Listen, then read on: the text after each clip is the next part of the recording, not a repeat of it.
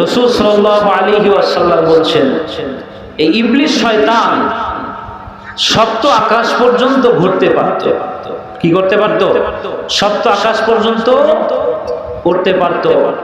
এরপরে হযরত ঈসা আলাইহিস সালাতু ওয়াস সালাম যখন পৃথিবীতে আসলেন, তখন কমাইয়া চতুর্থ আসমান পর্যন্ত উঠতে পারত। এরপরে তৃতীয়বারে আল্লাহর হাবিব যখন এই দুনিয়ায় আগমন করলেন, তখন শয়তান আকাশে ওঠা বন্ধ হয়ে গেল, চিরতরের দরজা বন্ধ হয়ে গেল শয়তানের জন্য। শয়তান আকাশে উঠে ফেরেশতাদের থেকে বিভিন্ন কথা জানতো, জেনে এসে পৃথিবীর জমিনে যারা মুশরিক তাদের কানে কানে কথাগুলো বলে দিত বিভ্রান্তি ছড়ানোর জন্য। ভাইরা আমার, বন্ধুরা আমার, শয়তান বেজার হয়েছিল। তিন সময়ে কঠিন বাজার হয়েছিল। এক নাম্বার, যখন শয়তানকে অভিশপ্ত করা হয়, আল্লাহ সুবহানাহু ওয়া তাআলা যখন বলেছিলেন আদমকে একটা সিজদা করো, তখন শয়তান বলছিলেন না, আমি আদমকে সিজদা করব না, কারণ আদম হলো মাটির তৈরি। কিসের তৈরি? মাটির তৈরি। আর আমি হচ্ছি আগুনের তৈরি। আগুন জ্বালালে উপরের দিকে ওঠে, আমি মাটির তৈরি, আদমকে আমি সিজদা করব না। হিংসা, অহংকার, এই অহংকারের কারণে আল্লাহ পাক বলছিলেন, যা, তোরে আমি অভিশপ্ত করে দিলাম, তোর প্রতি আমার লানত বর্ষণ হোক। আল্লাহ পাক তাকে ওই সময় অভিশপ্ত হয়েছিল, ওই সময় শয়তান বেজার হয়ে গিয়েছিলেন। দ্বিতীয় নম্বরে, যখন আল্লাহ সুবহানাহু ওয়া তাআলা তার প্রিয় হাবিব, তার প্রিয় দোস্ত নূর নবীজি মুহাম্মদুর রাসূলুল্লাহ সাল্লাল্লাহু আলাইহি ওয়াসাল্লামকে 570 খ্রিস্টাব্দে 12ই রবিউল আউয়াল সোমবারে সুবহে সাদেকের সময় যখন পৃথিবীতে আল্লাহর হাবিবের আগমন হয়, তখন শয়তান বেজার হয়ে গিয়েছিল। তৃতীয় নাম্বার, যখন সূরা ফাতিহা নাজিল হয়, সূরা ফাতিহা যখন নাজিল হয়, তখন শয়তান বেজার হয়ে গিয়েছিল। অতএব কেন, এর ব্যাখ্যা বিশ্লেষণ দিতে গেলে অনেক সময়ের দরকার। অতএব আমরা জানি যে নবীর আগমনে শয়তান বেজার হয়েছিল। এ কথা কি স্পষ্ট? নবীর আগমনে শয়তান বেজার হয়েছিল।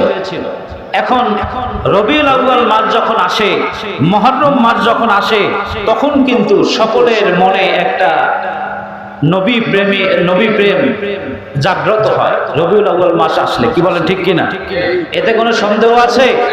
মুমিনের অন্তরের মধ্যে নবী প্রেম জাগ্রত হবে, এটা স্বাভাবিক, অস্বাভাবিক কিছু না। কি বলেন ঠিক কিনা? তাহলে আল্লাহ সুবহানাহু ওয়া তাআলা বলেন, ক্বাদ জাআকুম মিনাল্লাহি নূরুন ওয়া কিতাবুম মুবিন। আল্লাহ বলতেছে, আমি তোমাদের কাছে একটি উজ্জ্বল জ্যোতি আমি আমার পক্ষ থেকে দিয়েছি। বলুন সুবহানাল্লাহ। এবং তোমাদেরকে আমি সুউজ্জ্বল একটা গ্রন্থ দিয়েছি। তাফসীরের কিতাবের মধ্যে আসছে এই নূর কথা, ক্বাদ জাআকুম মিনাল্লাহি নূর। এই নূর বলতে আপনার আমার নবী সরআরে দু আলম আহমদ মুস্তাফা সৈয়দুস সাকালাইন রাহমাতুল লিল আলামিন হযরত মুহাম্মদুর রাসূলুল্লাহ সাল্লাল্লাহু আলাইহি ওয়াসাল্লামকে বোঝানো হয়েছে। এবং কিতাব বলতে আমাদের কিতাব কোরআনকে বোঝানো হয়েছে। বলি সুবহানাল্লাহ। আল্লাহর হাবিব বলেন, লাউলা মা কালামা খালাকতুল আফলাক, যদি আমি নবীকে সৃষ্টি করা না হতো, আসমান জমিন লৌহ কলম আরশ কুরসি কোরআন কাবা কিছু হতো না, আপনি আমি হতাম না। কি হতো? তাহলে সেই নবীর আগমনে আমরা খুশি হব না বেজার হব? এই রবিউল আউয়াল মাস আসলে আমরা আনন্দ প্রকাশ করব কি করব না? কি বলেন, করব কি করব না? স্বয়ং আল্লাহ সুবহানাহু ওয়া তাআলা সূরা ইউনূসের 58 নম্বর আয়াতের মধ্যে আল্লাহ জানায়া দিলেন, কুল বিফাদলিল্লাহি ওয়া বিরহমাতিহি ফাবিযালিকা ফালইফরাহু হুয়া খায়রুম মিম্মা ইয়াজমাউন। আল্লাহ পাক বলতেছে, আমি তোমাদেরকে আমার পক্ষ থেকে দয়া এবং অনুগ্রহ দিয়েছি। কি দিয়েছি? দয়া অনুগ্রহ দিয়েছি। আল্লাহ সুবহানাহু ওয়া তাআলা আমাদের প্রতি ফজল করেছেন, রহমত দিয়েছেন, নবীকে আমাদের প্রতি রহমত হিসেবে পাঠিয়েছেন। কি বলেন ঠিক কিনা? ভাইরা আমার, বন্ধুরা আমার, এই রহমত পেয়ে, এই ফজল পেয়ে, রহমত বলতে আপনার আমার নবী, দোজাহানের বাদশা নবী সরআরে দু আলম নূর নবীজি সাল্লাল্লাহু আলাইহি ওয়াসাল্লাম, কি বলেন ঠিক কিনা? এই রহমত পেয়ে তোমরা কি করো? ফালিয়াফরাহু, তোমরা খুশি প্রকাশ করো। সুবহানাল্লাহ। তোমরা জেনে রেখো হুয়া খায়রুম মিম্মা ইয়াজমাউন, তোমাদের জীবনে টাকা পয়সা ধন দৌলত জায়গা জমি গাড়ি বাড়ি যা কিছু করেছো, তোমার মান ইজ্জত যা কিছু কামাই করেছো, মনে রেখো এই সবচাইতে বেশি তোমার নবী আগমন হয়েছে। এতে যদি তুমি খুশি প্রকাশ করতে পারো, এটা তোমার সবচাইতে বেশি উত্তম হবে। সুবহানাল্লাহ। এর চাইতে মূল্যবান আর কিছু হতে পারে না। আমার জীবনে আমি যা কামাই করেছি, আমার জীবনে যা অর্জন করেছি, এই অর্জনের চাইতে বড় অর্জন হবে আমি যে রহমত পেয়ে, রহমাতুল লিল আলামিনকে পেয়ে আমি যদি খুশি হতে পারি, এইটা সবচাইতে বড় অর্জন। বলেন সুবহানাল্লাহ। হযরতে কাতাদা রাদিয়াল্লাহু তাআলা আনহু হতে বর্ণিত, আল্লাহ রাসূলকে সোমবার রোজা রাখতে দেখে প্রশ্ন করলেন, ইয়া রাসূলুল্লাহ, ইয়া হাবিবাল্লাহ, হুজুর আপনি প্রত্যেক সোমবারে রোজা রাখেন, প্রত্যেক সোমবারে রোজা রাখেন, ইয়া রাসূলুল্লাহ, ইয়া হাবিবাল্লাহ, আমাদেরকে একটু অবগত করেন, আমরাও যেন আমল করতে পারি। বলি সুবহানাল্লাহ। আল্লাহর হাবিব সাল্লাল্লাহু আলাইহি ওয়াসাল্লাম বললেন, আন সাওমিল ইথনাইনি ফাকালা ফীহি উলিদতু ওয়া ফীহি উনজিলা আলাইয়া, আমি সোমবার দিন রোজা রাখি এর কারণ হলো এই দিন আমি মুহাম্মদুর রাসূলুল্লাহ সাল্লাল্লাহু আলাইহি ওয়াসাল্লাম পৃথিবীর জমিনে আগমন করেছি, জন্মগ্রহণ করেছি। সুবহানাল্লাহ। আল্লাহ রাসূল বলছেন, এই সোমবার দিনে আমার প্রতি কোরআন সর্বপ্রথম নাজিল হয়েছে। বলি সুবহানাল্লাহ। আল্লাহর হাবিব সাল্লাল্লাহু আলাইহি ওয়াসাল্লাম সাহাবায়ে কিরামদেরকে বললেন, সাহাবায়ে কিরামগণ আমল শুরু করে দিলেন। সুবহানাল্লাহ। একদল বলে, ঈদে মিলাদুন নবী যদি পালন করেন তাহলে তোমাদের রোজা কোথায়? ঈদ হলে রোজার প্রয়োজন আছে। আইরে ভাইরা আমার, আল্লাহর নবী সাল্লাল্লাহু আলাইহি ওয়াসাল্লাম তিনি নিজের জবান মোবারক থেকে বলছেন, সোমবারে আমি জন্মগ্রহণ করেছি, এই জন্য আমি রোজা পালন করি। এর চাইতে বড় দলিল আর প্রয়োজন হয় না। কি বলেন ঠিক কিনা? ভাইরা আমার, বন্ধুরা আমার, এই হাদিসের ব্যাখ্যা বিশ্লেষণ করতে গেলে অনেক সময়ের দরকার হবে। আল্লাহ রাসূল সাল্লাল্লাহু আলাইহি ওয়াসাল্লামকে যখন নবুয়ত দেওয়া হলো, নবুয়তের পর আল্লাহর হাবিব সাল্লাল্লাহু আলাইহি ওয়াসাল্লাম নিজের আকিকা নিজে করেছেন। বলি সুবহানাল্লাহ। অপর এক হাদিসের মধ্যে আসছে, আল্লাহর হাবিব সাল্লাল্লাহু আলাইহি ওয়াসাল্লামকে দ্বিতীয়বার আবার নিজে আকিকা করার জন্য চাইলেন। এরপরে সাহাবায়ে কেরাম প্রশ্ন করলেন, ইয়া রাসূলুল্লাহ, ইয়া হাবিবাল্লাহ, নিজের জন্য যদি একবার আকিকা করা হয়, দ্বিতীয়বার না করলেও তো চলে। তাহলে আল্লাহর হাবিব সাল্লাল্লাহু আলাইহি ওয়াসাল্লাম তাদেরকে জবাবে বললেন, আমার অনেক উম্মত দুনিয়ার জমিনে বসে গুনাহ করবে, আমার জন্মের দিন আমি সোমবারে দুনিয়ার জমিনে আগমন করেছি, এই দিনকে স্মরণ করে উম্মতের নাজাতের জন্য জরিয়া হিসাবে আমি আকিকা আবারও করে দিলাম। বলেন সুবহানাল্লাহ। তাইলে নবীর জন্মের দিনে নবী রোজা রাখতেন। কি করতেন? রোজা রাখতেন। তাহলে আমরাও যদি নবীজির মহব্বতে যদি রোজা পালন করি, নবীজির আগমন স্মরণ করে, সেটা বেদাত হতে পারে না। কি পারে? কি পারে বলে? ভাইরা আমার, বন্ধুরা আমার, আল্লাহর হাবিব সাল্লাল্লাহু আলাইহি ওয়াসাল্লাম এই পৃথিবীতে আগমন করার হাজার হাজার লক্ষ লক্ষ কোটি কোটি বছর, অগণিত বছর আগে আল্লাহ সুবহানাহু ওয়া তাআলা দুইটা মজলিস করেছেন। একটা মজলিস হলো আমভাবে আদম থেকে শুরু করে কিয়ামত পর্যন্ত যত মানুষ এই দুনিয়ার জমিনে আসছে এবং আসবে, এই সমস্ত মানুষের রূহদেরকে নিয়ে একটা এরকম আলোচনা সভা করেছিলেন। বলি সুবহানাল্লাহ। সেই জায়গায় মজলিসটা ছিল আমভাবে সমস্ত রূহ জগতে। আল্লাহ সুবহানাহু ওয়া তাআলা বললেন, আলাস্তু বিরাব্বিকুম, আমি কি তোমাদের প্রভু নই? তখন সমস্ত জগতের মধ্যে সবাই নিস্তব্ধ, কি জবাব দেবে কেউ জানে না। আপনার আমার নবী, দোজাহানের বাদশা নবী নূর নবীজি সাল্লাল্লাহু আলাইহি ওয়াসাল্লাম বললেন, ক্বালু বালা, অবশ্যই আপনি আমাদের রব, আপনি আমাদের প্রভু। এই কথা বলার সাথে সাথে সমস্ত রূহের জগতের মানুষ বললেন, ক্বালু বালা, বলে সুবহানাল্লাহ। আর জোরে বলেন সুবহানাল্লাহ। এরপরে ভাইরা আমার, বন্ধুরা আমার, বাবাজিরা আমার, দ্বিতীয় যেই মজলিস করেছিলেন সেই মজলিসটা শুধু নবীদের জন্য খাস। সেই জায়গায় কোনো ফেরেশতা ছিল না, সেই জায়গায় কোনো মানুষ ছিল না, কোনো ওলি ছিল না। ওই জায়গায় শুধু আল্লাহ সুবহানাহু ওয়া তাআলা আহ্বান করেছিলেন, ডেকেছিলেন। সেই জায়গায় শুধু নবীরা ছিল, বলেন সুবহানাল্লাহ। সেই মজলিসে শুধু নবীদের মজলিস। হযরত আদম থেকে শুরু করে হযরত ঈসা আলাইহিস সালাতু ওয়াস সালাম পর্যন্ত যত নবী দুনিয়ার জমিনে আগমন করেছে সবাই ছিল ওই জায়গায়। ওই মজলিসের মধ্যে আল্লাহ সুবহানাহু ওয়া তাআলা যেই কথাগুলো বলছেন, ওই কথাগুলো আল্লাহ পাক কোরআনের মধ্যে কোট করে দিলেন, বলেন সুবহানাল্লাহ। অনেক বিস্তারিত কথা না বলে সংক্ষিপ্ত ভাবে বলছি। ওয়াইদ আখাযাল্লাহু মিসাকান নাবিয়্যিনা লামা আতাইতুকুম মিন কিতাবিন ওয়া হিকমাতিন সুম্মা জাআকুম রাসূলুম মুসাদ্দিকুল লিমা মাআকুম লিতু'মিনুন্না বিহি ওয়া লাতানসুরুন্না। আল্লাহ সুবহানাহু ওয়া তাআলা বলেন, হে পয়গম্বরগণ, আমি সিদ্ধান্ত নিয়েছি তোমাদেরকে আমি হিকমত দিব, তোমাদেরকে আমি নবুয়ত দিব, তোমাদেরকে কিতাব দিব, তোমাদেরকে প্রভা দিব। আমার সিদ্ধান্ত এটা। তবে মনে রেখো, তোমাদের দুনিয়ার জমিনে যখন পাঠাবো, তোমাদেরকে নবুয়ত দেওয়ার পর, কিতাব দেওয়ার পর, তখন আল্লাহ সুবহানাহু ওয়া তাআলা বলতেছেন, জাআকুম রাসূল, যখন আমি তোমাদের মাঝে একজন রাসূল বানাবো, বলেন সুবহানাল্লাহ। একজন রাসূল যখন পাঠায় দেব, প্রেরণ করব, তাইলে পরে ভাইরা আমার, বন্ধুরা আমার, এই জায়গায় যদি আমি আপনাদের সম্মুখে আলোচনা করি, একজন লোক আসবে, সেই লোকের পরিচয় সর্বপ্রথম দিতে হবে, কি হবে না? সেই নবী আসবে অথবা ব্যক্তি আসবে, সেই ব্যক্তির নাম বলতে হবে, বংশ পরিচয় বলতে হবে, সেই ব্যক্তির মান বলতে হবে, ইজ্জত বলতে হবে, সম্মান বলতে হবে, কি বলেন ঠিক কিনা? তাইলে পরে আপনারা অবগত হতে পারবেন আল্লাহ সুবহানাহু ওয়া তাআলা তার প্রিয় হাবিব সাল্লাল্লাহু আলাইহি ওয়াসাল্লাম সম্পর্কে ওই মজলিসে আলোচনা করলেন।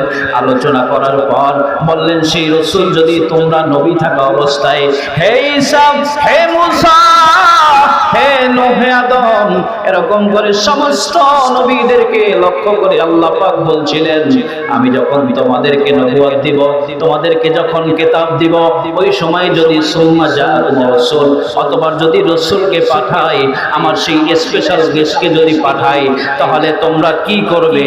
মুসাদ্দিকুল লিমা মাআকুম, তোমাদের ওহী, তোমাদের কিতাব, তোমাদের নবুয়ত, এই সকল বিষয়ের সত্যতা প্রদানের জন্য, সত্য কথা এই প্রচারের জন্য, সত্য অধিষ্ঠিত এই কথা, এই বাণী পৌঁছে দেওয়ার জন্য, লা তুমিনুন্না, তোমরা তার উপরে ঈমান আনবে, বলেন সুবহানাল্লাহ।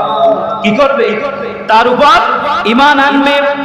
এরপরে বলছেন আল্লাহ সুবহানাহু ওয়া তাআলা, ওয়ালা তানসুরুন্না, তোমরা তার সাহায্যকারী হয়ে যাবে। তিনি যে সাহায্য তোমাদের কাছে চাইবে, ওই সাহায্য তোমরা করবে, বলে সুবহানাল্লাহ। তোমাদের কিতাব, তোমাদের নবুয়ত, তোমাদের যা কিছু দিয়েছি সব স্থগিত হয়ে যাবে। তাকে আমি যা দেব ওইটা তোমরা মেনে নিবে, বলেন সুবহানাল্লাহ।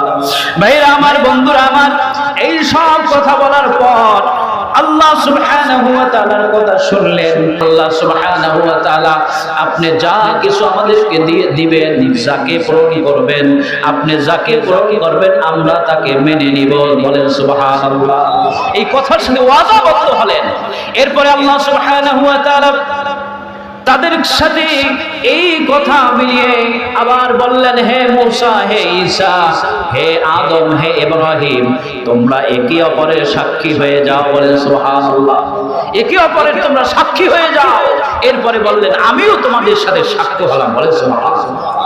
ভাইরা আমার, বন্ধুরা আমার, তাহলে আল্লাহ সুবহানাহু ওয়া তাআলা রূহের জগতের মধ্যে নবীর আলোচনা করেছে। এখন একদল বলে যে মিলাদুন নবী না জায়েজ, সিরাতুন নবী জায়েজ। আরে মিলাদ যার, সিরাত তার, কিন্তু দেখেন জন্ম না হলে তার সিরাত কেমন করে আসবে? কি বলেন, ঠিক কিনা? জন্ম হইছে তারপরে নাম রাখবো, কি ঠিক কিনা বলেন? তাহলে আমরা কি সিরাতও মানি, মিলাদও মানি, ঠিক কিনা বলেন? তারা যদি মিলাদ না মানে তাহলে ঈমান থাকবে? তাহলে ঈমান যদি ধরে রাখতে হয় মিলাদ মানতে হবে, ঠিক কিনা বলেন? ভাইরা আমার, বন্ধুরা আমার, ঈমানদার হইয়া মিলাদ মানে না। আপনি দেখেন আবু জাহেল পর্যন্ত নবীকে আল আমিন বলেছে, সত্যবাদী বলেছে, কি বলেন, ঠিক কিনা? আবু লাহাব কাফটা কাফের, যার নামে আবু লাহাব, লাহাব নামে একটা সূরা কোরআনের মধ্যে আছে কি নাই? যেই জায়গায় বলা হয়েছে আবু লাহাবের 2 হাত ধ্বংস হোক, আবু লাহাবের দান সম্পদ টাকা পয়সা যা আছে মালমাতে সব ধ্বংস হোক, তার স্ত্রীও ধ্বংস হোক, ওই জায়গায় তাকে লানত দেওয়া হয়েছে, কি বলেন, ঠিক কিনা? কিন্তু সুয়াইবিয়া রাদিয়াল্লাহু তাআলা আনহু ওই সময় আবু লাহাবের দাসী ছিল, কি ছিল? ওই সময় কি করলেন, যখন সংবাদ আসলো 570 খ্রিস্টাব্দে 12ই রবিউল আউয়াল সোমবারে সুবহে সাদেকের সময়, যখন আবু লাহাবের কাছে খোঁজ খবর নিয়ে যখন বললেন যে আপনার একজন ভাতিজা হয়েছে, আব্দুল্লাহর ঘরে আপনার মৃত ভাই আব্দুল্লাহর ঘরে আপনার ভাতিজা হয়েছে, বলি সুবহানাল্লাহ। এই খবর যখন পেলেন আবু লাহাব তাকে শাহাদাত আঙ্গুলে দিয়ে ইশারা করে বললেন, আমার ভাই দুনিয়ায় নাই, অনেক কষ্ট করেছে, আমার ভাইয়ের স্ত্রী তার একটা যখন সন্তান হয়েছে আনন্দিত হয়েছে, খুশি হয়েছে, খুশি হইয়া বললেন, সুয়াইবিয়া তুমি যখন আমাকে এই সুসংবাদটা দিলা, যাও যাও আমি তোমাকে মুক্ত করে দিলাম, সুবহানাল্লাহ।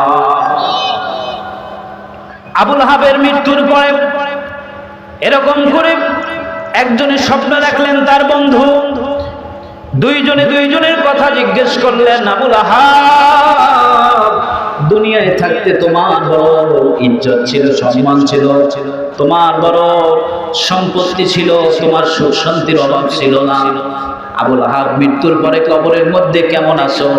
বললে, হায় হায়, মৃত্যুর পরে কবরের মধ্যে আমাকে শুধু আযাব আর আযাব, জাহান্নামের আগুনে আমাকে গ্রাস করেছে।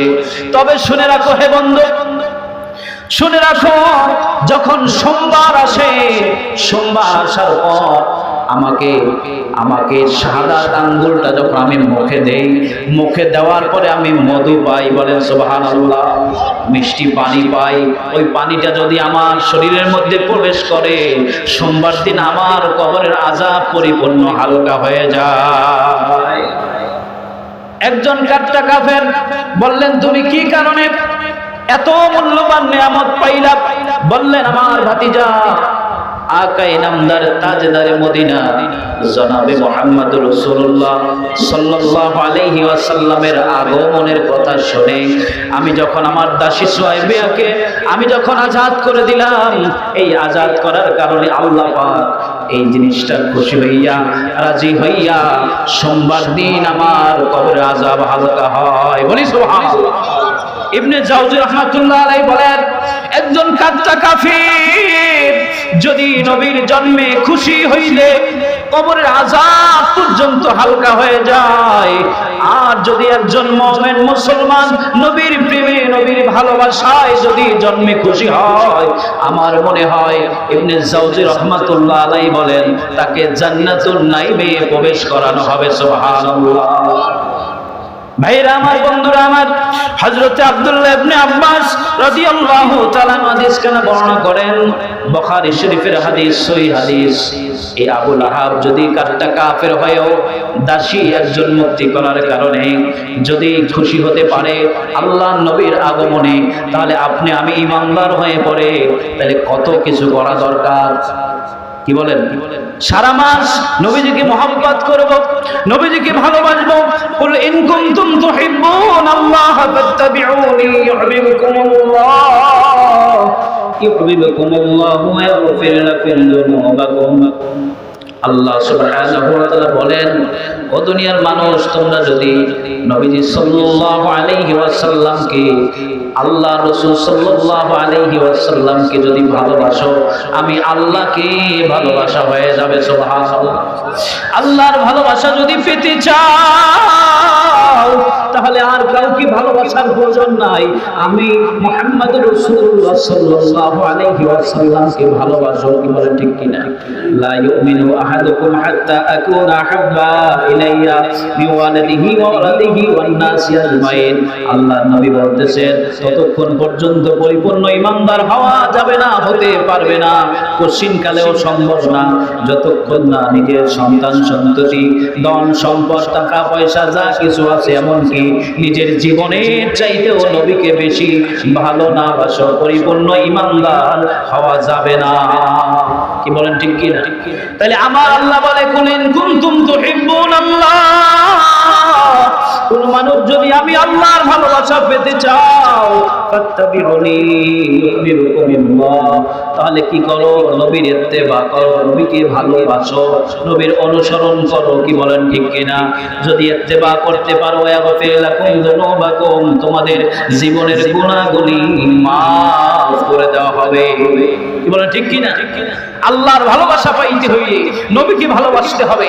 নবী যদি রাজি খুশি হইয়া যায়, জান্নাত সেই ব্যক্তির জন্য অবধারিত হয়ে যাবে। কি বলেন ঠিক কিনা? ভাইরা আমার, বন্ধুরা আমার, বাবাজিরা আমার, আব্দুল্লাহ ইবনে আব্বাস রাদিয়াল্লাহু তাআলা আনহু হাদিস কেন বর্ণনা করেন, একদিন আব্দুল্লাহ ইবনে আব্বাস রাদিয়াল্লাহু তাআলা আনহু তার ঘরের মধ্যে আল্লাহর হাবিব কেমন করে দুনিয়ায় আসলেন এই ঘটনাগুলো বর্ণনা করেন। সেই ঘটনাগুলো সাহাবায়ে কেরামদের মাঝে শোনাচ্ছিলেন।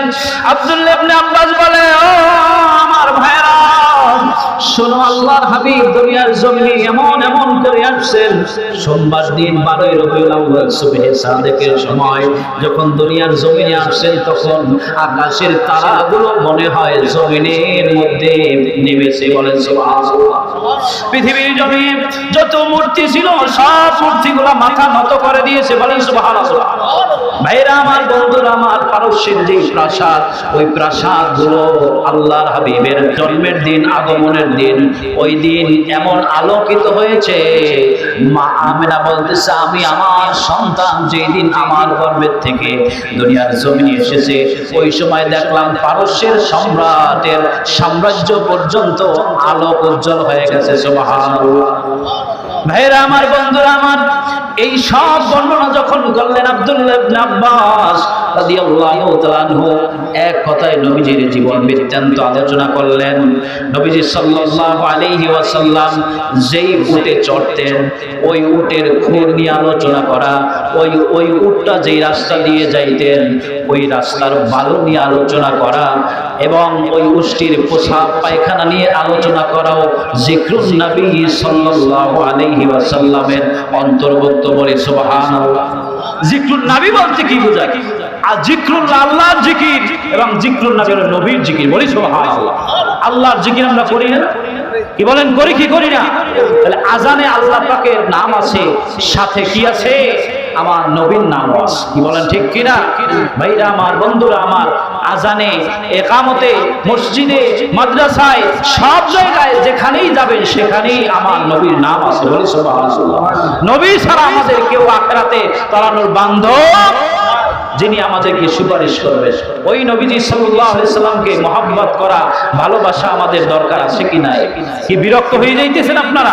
আল্লাহর হাবিব সাল্লাল্লাহু আলাইহি ওয়াসাল্লামকে আবু জাহেল পর্যন্ত জানতো যে সত্য নবী, কিন্তু আবু জাহেল কখনো নবীর কাছে মাথা নত করে নাই। জান্নাও কিন্তু কি মাথা নত করে নাই, সব সময় মাথা উঁচু হয়ে গেছে, সব সময় পাওয়ার দেখাইছে। আবু জাহেল একদিন এক লোকের কাছ থেকে 10,000 দিরহাম নিয়েছে। কত? 10,000 দিরহাম নিয়েছে। 10,000 দিরহাম আর ফেরত দেয় না। টাকা চায়, টাকা দেয় না। দিরহাম আর ফেরত দেয় না। এখন আবু জাহেল এরকম একদিন বাড়ির মধ্যে, আর ওই ব্যক্তি এরকম এমন অসহায় হয়ে পড়লেন, ওই 10,000 দিরহাম ওনার অনেক প্রয়োজন। তখন সে অনেক মানুষের কাছে চাইলেন, সুপারিশ করার জন্য বলছেন, আয় হায় আবু জাহেল এত বড় নেতা, এর কাছে আমি যাইতে পারবো না, এর কাছে গেলে আমার অসুবিধা। তুমি এক কাজ করো, ওই যে ওই জায়গায় যে আব্দুল্লাহ ছেলে মুহাম্মদ সাল্লাল্লাহু আলাইহি ওয়াসাল্লাম তার কাছে যাও, ওখানে গেলে উনি একটা সমাধান দিবে।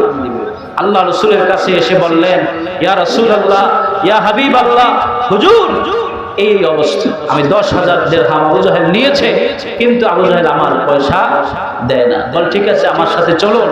আবু জাহেলের বাড়িতে যাইয়া যখন ডাক দিলেন, হে চাচা, বাড়ি থেকে বের হলেন, বললেন কি খবর ভাতিজা? বলছে উনি যে টাকা পাইবে টাকা দিয়ে দেন। কোনো কথা নাই, ঘরের মধ্যে যাইয়া ওনার 10,000 দিরহাম আইনার সামনে সাথে সাথে দিয়ে দিচ্ছে। এই খবর সব জায়গায় ছড়িয়ে গেছে। আয় হায়, আবু জাহেল এত বড় নেতা, কোনো সময় মাথা নত করে না, তাহলে এখন কি অবস্থা হইল? জিজ্ঞেস করছে, আপনি এই কাজ করলেন? আয় হায়, বলছে আমার সামনে যখন আমার ভাতিজা আসলো, আসার পরে আমি দেখতে পেলাম দুই কানের উপরে দুইটা সাপ হা করে আছে, বলতেছে আবু জাহেল 10,000 দিরহাম পাইবে দিয়ে দে, তাহলে আমরা তোকে গ্রাস করে খেয়ে ফেলব। ভাইরা আমার, বন্ধুরা আমার, তাহলে আল্লাহর হাবিব সাল্লাল্লাহু আলাইহি ওয়াসাল্লাম এর শান, এর মান বর্ণনা করে আসলে শেষ করা যায় না। আল্লাহর হাবিব সাল্লাল্লাহু আলাইহি ওয়াসাল্লাম সম্পর্কে মা আয়েশা বলছেন, ও পৃথিবীর মানুষ, তোমরা শোনো, তোমাদের একটা সূর্য ওঠে, ওই সূর্যটা পূর্ব দিক থেকে সকালবেলা ওঠে, সন্ধ্যাবেলা এরকম অস্তমিত হয়ে যায়, ডুবে যায়। আর আমারও একটা সূর্য আছে, ওই সূর্যটা যখন বাদাল এশার পরে যখন আমার নবী যখন আমার হুজরার মধ্যে আসে, ওই সূর্যটা তখন ওঠে। বলেন সুবহানাল্লাহ। তার নবীর চেহারা মোবারক এত নূর ছিল, এত নুরানি ছিল, এত আলোক উজ্জ্বল ছিল, কেউ অনেকক্ষণ তাকানোর পরে আর বেশি তাকাই থাকতে পারতো না। ভাইরা আমার, বন্ধুরা আমার, রাসূল সাল্লাল্লাহু আলাইহি ওয়াসাল্লামের চেহারার মধ্যে এত বরকত ছিল, এত রহমত ছিল, রাহমাতুল লিল আলামিনের চেহারার দিকে তাকাইলে পরে একজন মানুষের ক্ষুধা থাকলে ক্ষুধা নিবারণ হয়ে যেত। বলি সুবহানাল্লাহ। রাহমাতুল লিল আলামিনের কাছে দেখার জন্য আসতেন, মহব্বতের জন্য আসতেন, সোহবত নেওয়ার জন্য আসতেন, আমল শেখার জন্য আসতেন। মাইল সে মাইল, 2 মাইল 3 মাইল হেঁটে আল্লাহ রাসূলের সামনে আসতেন। দেখার পরে আল্লাহ রাসূলকে তারা বলতেন যে আমার কোনো ক্লান্তি, এতদিন পর্যন্ত আমি হেঁটে আসার পরেও কোনো ক্লান্তি আমার লাগে নাই। বলি সুবহানাল্লাহ।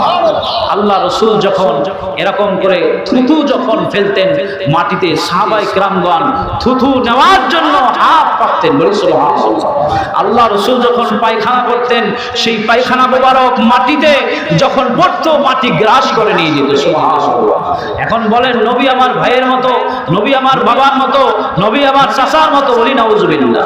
তাহলে তুমি পায়খানা করো, কিয়ামত পর্যন্ত পায়খানা করো, আসমান পর্যন্ত উঠে যাবে, কিন্তু পায়খানা মাটিতে গ্রাস করবে না। তাহলে তোমার পায়খানা গ্রাস করে না, কি ঠিক কিনা বলে? ভাইরা আমার, বন্ধুরা আমার, আল্লাহ পাক আমাদেরকে সঠিক বুঝদান করুক।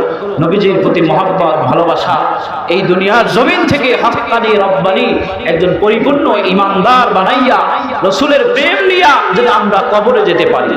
কারণ কবরে রাসূলকে যে দেখাবে, মান হাজা রাসূল, এই ব্যক্তিকে রাসূলের চেহারা মুবারক, যিনি কোনোদিন রাসূলকে দেখে নাই, রাসূলকে শুনছে, মহব্বত করছে, ভালোবাসে, ওই ব্যক্তি রাসূলকে দেখে বলবে রাসূলুল্লাহ সাল্লাল্লাহু আলাইহি ওয়াসাল্লাম। কি বলে ঠিক কিনা? এই জন্য আমাদেরকে রাসূলকে মহব্বত করতে হবে, ভালোবাসতে হবে। আমরা রাসূলের ভালোবাসা নিয়ে আমরা সবাই দাঁড়ায়া কিয়াম করি, ইয়া নবী সালাম ইয়া রাসূল সালাম আলাইকা ইয়া হাবিব সালাম আলাইকা সালাতুল্লাহ সাইয়্যিদি ইয়া রাসূলুল্লাহ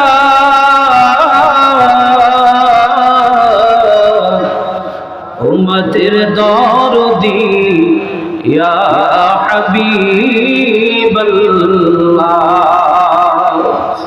নবীজি মদিনা হতে সব কিছুই পারেন দেখিতে, মদের লাশ কবরে রাখিলে লয়েন গো আপন কোলে ইয়া নবী সালাম ইয়া রাসূল সালাম আলাইকা ইয়া হাবিব সালাম আলাইকা সালাওয়াতুল্লাহ সাইয়্যিদি ইয়া রাসূলুল্লাহ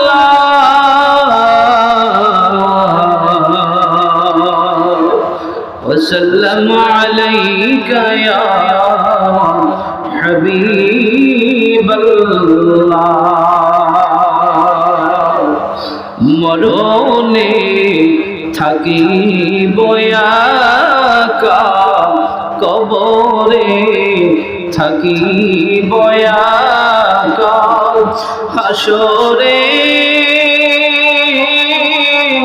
উঠিব একা হাসরের ময়দানে পাই যেন আপনার দেখা ইয়া নবী সালাম আলাইকা ইয়া রাসূল সালাম আলাইকা ইয়া হাবিব সালাম আলাইকা সালাওয়াতুল্লাহ وعليك بلغ العلا بكماله كشف الدجى بجماله أسنى جميع خصاله صلوا عليه وآله الصلاة والسلام عليك يا رسول الله الصلاة والسلام عليك يا حبيب الله الصلاة والسلام عليك يا شافي المذنبين الصلاة والسلام عليك يا رحمة للعالمين সবাই দোয়া করছে সবাই আমরা মনোযোগ দিয়ে দোয়া করতে কথা না বলি আল্লাহুম্মা আমিন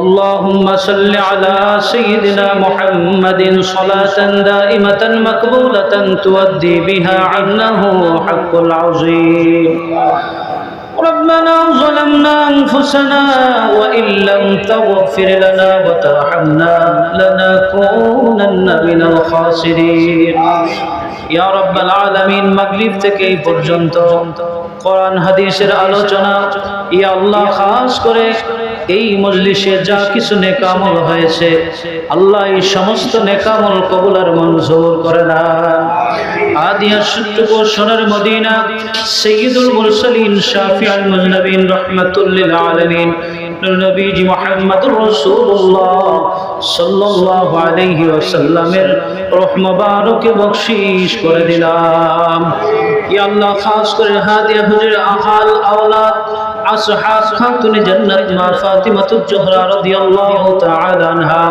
হযরত ইমাম হাসান ইমাম হুসাইন রাদিয়াল্লাহু তাআলা আনহুমা আশায়ে মুবাশশির উম্মাহাতুল মুমিনিন জান্নাতুল মুআল্লা জান্নাতুল বাকি শুহাদায়ে উহুদ শুহাদায়ে বদর শুহাদায়ে কারবালার পাক হাদিয়া বখশিশ করে দিলাম ইয়া রাব্বাল আলামিন খাস করে আল্লাহ तमाम নবীন সিদ্দিকিন শুহাদা সালিহিন সাহাবায়ে কেরাম তাবিঈন তাবে তাবিঈন আইম্মায়ে মুতাআল্লিকিন আইম্মায়ে মুতাআখিরিন আইম্মায়ে শরিয়াত আইম্মায়ে তরিকাত तमाम ওলি আবদাল আওতাদ ফির রকাবা নুজাব আলেম উলামা পীর ফকির দরবেশ ইমানদার মুসলিমিন মুসলিমাত মুমিন মুমিনাত আল্লাহ যে যেখানে কবর শায়িত প্রত্যেকের রূহ মুবারকে বখশিশ করে দিলাম ইয়া রাব্বাল আলামিন খাস করে হাজিরানে মজলিস আমাদের মাতা পিতা দাদা দাদি নানা নানি শ্বশুর শাশুড়ি আত্মীয় স্বজন পাড়া প্রতিবেশী বন্ধু বান্ধব আপনজন স্ত্রী সন্তান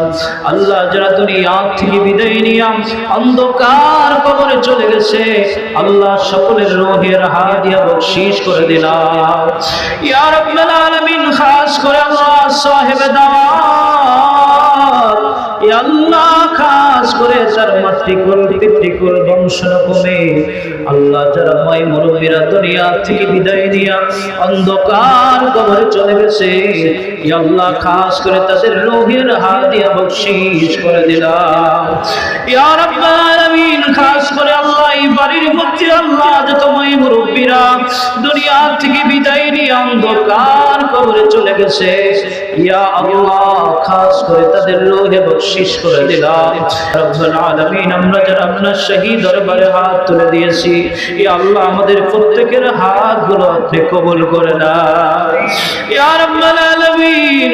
আল্লাহ জীবনে কত না গুনাহ করেছি আল্লাহ,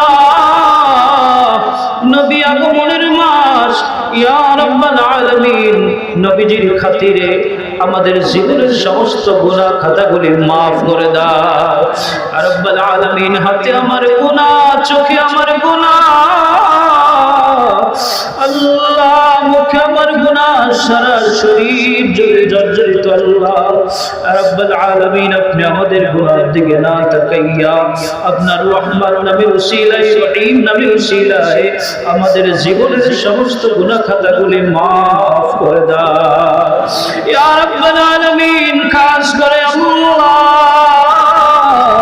আমরা যারা এখানে হাত তুলে দিয়েছি আল্লাহ, যাদের মাতা পিতা দাদা দাদি নানা নানি কবরে চলে গেছে আল্লাহ, কবর থেকে মুনাজাতের দিকে তাকায় আছে আল্লাহ, মেহেরবানি করে প্রত্যেকের কবরের আযাব আপনি মাফ করে দাও রব্বুল আলামিন। সাহেব দাওয়াত আল্লাহ মাসুম ভাইয়ের আল্লাহ মাতৃকুল পিতৃকুল বংশকমে ইয়া আল্লাহ মাই মুরব্বির আল্লাহ যারা দুনিয়া থেকে বিদায় নিয়া অন্ধকার কবরে চলে গেছে, ইয়া আল্লাহ খাস করে প্রত্যেকের কবরের আযাব আপনি মাফ করে দাও রব্বুল আলামিন। আল্লাহ প্রত্যেকের কবরগুলো জান্নাতের বাগিচা বানায় দাও ইয়া রাব্বুল আলামিন। খাস করে আল্লাহ যাদেরকে কেন্দ্র করে আল্লাহ আজকের এই দোয়ার আয়োজন হয়েছে আল্লাহ, এই মাহফিল হয়েছে, ইশারে সব হয়েছে ইয়া রাব্বুল আলামিন, প্রত্যেককে আপনি মাফ করে দেন